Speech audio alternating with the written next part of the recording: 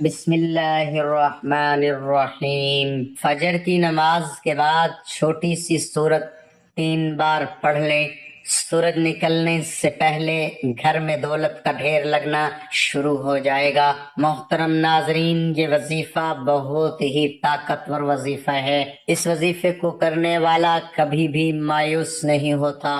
حضرت عائشہ رضی اللہ تعالی عنہا فرماتی ہیں، میں نے کبھی آپ صلی اللہ علیہ وآلہ وسلم کو کسی نفل کی ادائیگی کے لیے اتنی جلدی کرتے نہیں دیکھا جتنی جلدی آپ نماز فجر سے پہلے 2 رکعتوں کے لیے کرتے تھے، یعنی جلدی پڑھتے نہیں تھے، یعنی اس کی ادائیگی کے لیے آپ فکر کرتے تھے۔ حضرت عائشہ صدیقہ رضی اللہ تعالی عنہ سے روایت ہے کہ نبی صلی اللہ علیہ وسلم نے طلوع فجر کے وقت 2 رکعت نماز یعنی فرض کی بات ہے، یہاں آپ نے 2 رکعت نماز پڑھنے کی شان کے بارے میں فرمایا کہ ان کو پڑھنا میرے نزدیک ساری دنیا سے زیادہ محبوب ہے۔ آپ صلی اللہ علیہ وآلہ وسلم نے فرمایا، جو آدمی عشاء اور فجر کی نمازوں میں آ سکتا ہے تو اس پر لازم ہے کہ وہ آئے، اگرچہ اسے گھسیٹ کے کیوں نہ آنا پڑے، یعنی گھٹنوں کے بل یا پیٹھ کے بل گھسیٹ کے ہی آنا پڑے تو بھی آئیں، لیکن آئے ضرور، کیونکہ اس لیے کہ جو شخص فجر کی نماز پڑھتا ہے وہ اللہ کی حفاظت میں آ جاتا ہے۔ رسول اللہ صلی اللہ علیہ وسلم نے فرمایا، جس نے صبح کی نماز پڑھی بس وہ اللہ کے ذمہ ہے، اللہ کی حفاظت میں ہے، اللہ کے ذمہ ہو گیا، بس اللہ تم سے اپنی حفاظت کے بارے میں کسی چیز کا مطالبہ نہ کرے۔ کیا مطلب ہے اس کا؟ یعنی جو اللہ کے ذمہ ہے اس پر کوئی ظلم نہ کرے، اور ظلم کر کے اللہ کے سامنے جو جواب دہ نہ ہو، اس لیے کہ جس سے اللہ پوچھے گا، مطالبہ کرے گا، یقیناً اسے اپنی گرفت میں لے لے گا اور لے کر منہ کے بل جہنم میں پھینک دے گا۔ اس سے کیا بات پتہ چلتی ہے کہ جو شخص فجر کی نماز کی حفاظت کرتا ہے وہ اللہ کے قریب ہو جاتا ہے، اللہ کی حفاظت میں ہو جاتا ہے۔ کسی کو حق نہیں کہ اس پر ظلم اور زیادتی کرے۔ جو اس شخص پر زیادتی کرے گا جو فجر پڑھتا ہے تو وہ دراصل اس ذمے میں خیانت کر رہا ہے جس کو اللہ نے اپنے ذمہ لیا ہے۔ پھر قیامت کے دن اللہ تعالیٰ ایسے شخص کو پکڑے گا، یعنی فجر پڑھنے والے کی عزت اور احترام لازم ہے، کیونکہ صرف مومن ہی اس کی پابندی کرتا ہے۔ بہت سے لوگوں کے لیے فجر کی نماز بڑی بھاری ہوتی ہے، وہ ایک خاص وقت سے پہلے نہیں اٹھتے۔ کچھ لوگوں کی اکثر قضا ہو جاتی ہے، وہ چونکہ دیر سے سوتے ہیں تو صبح اٹھ نہیں پاتے، تو ان کی حفاظت اللہ کے ذمہ نہیں ہے، تو اس لیے بہت ہی فکر کرنی چاہیے کہ فجر کی نماز قضا نہ ہو، کیونکہ اکثر اوقات تو اذان بھی سنائی دے دیتی ہے اور وقت بھی پتہ چل رہا ہوتا ہے، اور دوسروں کو بھی ہم دیکھتے ہیں پڑھ رہے ہیں، لیکن فجر کی چونکہ ایک ذمہ داری ہوتی ہے وقت پر اٹھنے کی اور پھر مسجد میں جانے کی، تو اس لحاظ سے اس کی حفاظت بہت ضروری ہے، اور فجر پڑھنے والا شام تک اللہ کی حفاظت میں ہوتا ہے۔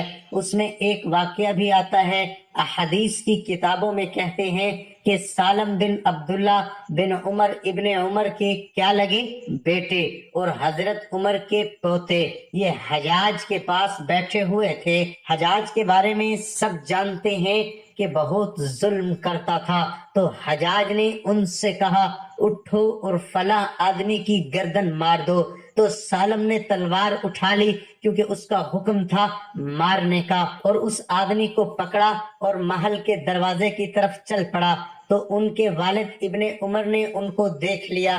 جب وہ اس آدمی کو باہر لے کر جا رہے تھے تو انہوں نے کہا کیا یہ واقعی ایسا کرنے جا رہا ہے؟ انہوں نے 2-3 بار یہ بات دہرائی۔ سالم نے اس سے پوچھا کیا تم نے فجر کی نماز پڑھی ہے؟ یعنی جس کو مارنے کا حکم تھا۔ کہا تم نے فجر کی نماز پڑھی ہے؟ اس نے کہا ہاں۔ سالم نے کہا پھر تم جس راستے سے جانا چاہتے ہو چلے جاؤ، اور وہ واپس آئے اور تلوار پھینک دی۔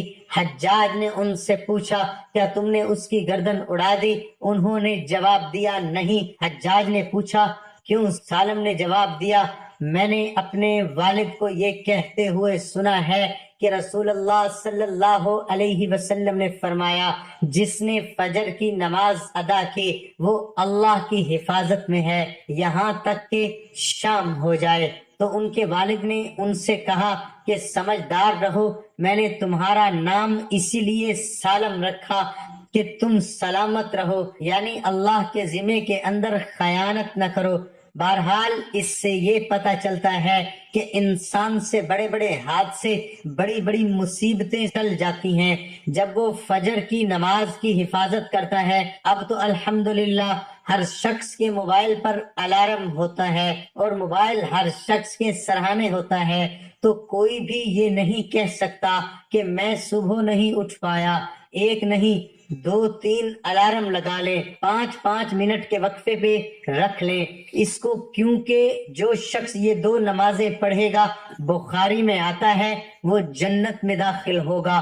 ایک اور روایت میں آتا ہے وہ آدمی ہرگز دوزخ میں نہیں جائے گا جس نے سورج نکلنے سے پہلے اور سورج کے غروب ہونے سے پہلے نماز پڑھی، یعنی فجر اور عصر کی۔ اور پھر آپ نے فرمایا ان نمازوں میں سستی نہ کرو اگر تم اللہ کا دیدار کرنا چاہتے ہو، اسی طرح کہ جیسے تم 14ویں کے چاند کو دیکھتے ہو اور تمہیں کوئی دھکم پیل کا بھی واسطہ نہیں پڑے گا، یعنی جو ان نمازوں کی حفاظت کرتا ہے وہ اللہ کے دیدار کے قابل ہوگا۔ اور پھر بعض اوقات لوگ رات قیام کرتے رہتے ہیں، آخری حصے میں سو کے فجر قضا کر دیتے ہیں، کیا ہے تہجد کے لیے اٹھے تھے وہ آنکھ نہیں پھر کھلے۔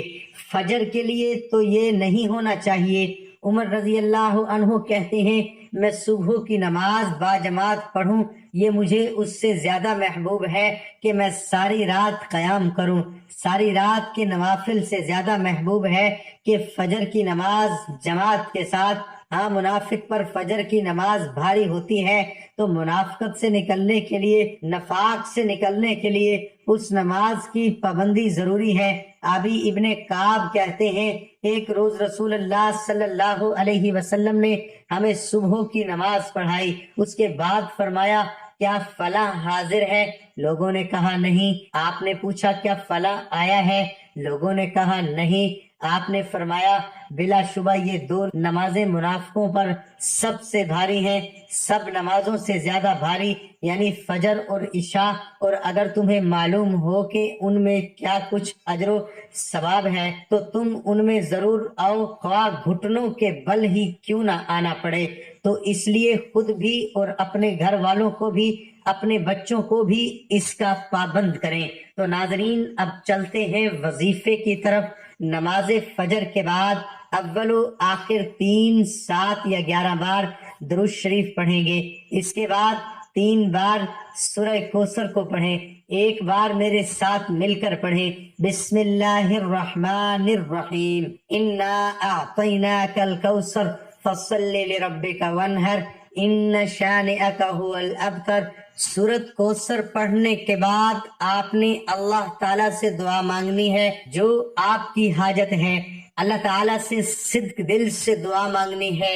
صدق دل سے مانگی گئی دعا کبھی رد نہیں ہوتی، اور اس کے ساتھ نماز کا اہتمام لازمی کریں، کیونکہ نماز پڑھنا ہر مسلمان مرد اور عورت پر فرض ہے۔ اللہ تعالیٰ ہم سب کو 5 وقت نماز باجماعت ادا کرنے کی توفیق عطا فرمائے، آمین ثم آمین۔ ناظرین کمنٹ باکس میں اللہ تعالیٰ کے 99 ناموں میں سے ایک نام ضرور ٹائپ کریں۔